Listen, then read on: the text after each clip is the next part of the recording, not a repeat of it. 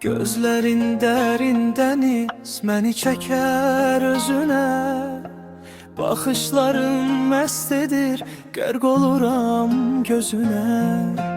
Gözlər ruh pəncərəsi, sən açsan işıq saçar.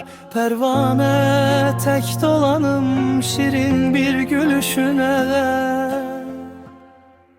Saçların ipək kimi, güneş nuru kimidir.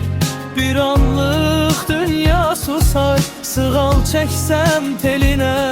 İncə əllər ürəyimə, nəfəs kimi toxunar. Gözəl izlər buraxar bu qəlbin sahibinə. İncə əllər ürəyimə, nəfəs kimi toxunar. Gözəl izlər buraxar bu qəlbin sahibinə.